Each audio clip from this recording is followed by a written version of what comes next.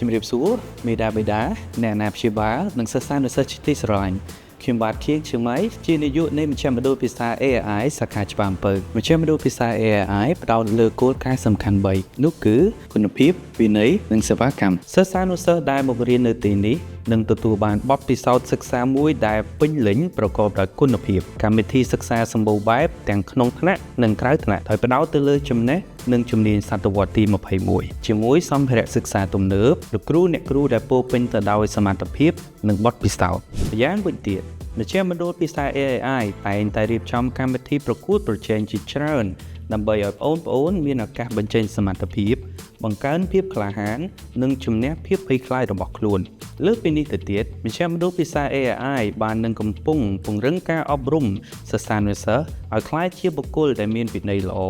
សុជីវធម៌ល្អជាបុគ្គលដែលមានវិន័យផ្ទាល់ខ្លួនច្បាស់លាស់ជាសិស្សល្អក្នុងសាលារៀនជាកូនល្អក្នុងគ្រួសារនិងជាពលរដ្ឋគំរូក្នុងសង្គម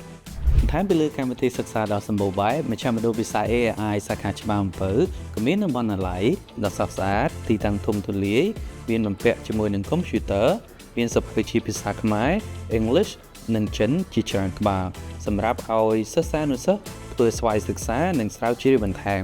យើងក៏មានបន្ទប់កុំព្យូទ័រមជ្ឈមណ្ឌលសុខភាពសិស្សជាមួយគ្រូពេទ្យដែលមានវិជ្ជាជីវៈត្រឹមត្រូវអាហារដ្ឋានធំទូលាយប្រកបដោយអនាម័យបណ្ណាគារ Mini Mart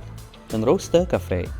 ឆ្លៀសក្នុងឱកាសនេះផងដែរខ្ញុំបាទក៏សូមអរគុណដល់មេដាបេដាអ្នកអាណាព្យាបាលនិងសិស្សានុសិស្សទាំងអស់ដែលបានផ្ដល់ទំនុកចិត្តមកលើមជ្ឈមណ្ឌលភាសា AI សាខាច្បារអំពៅ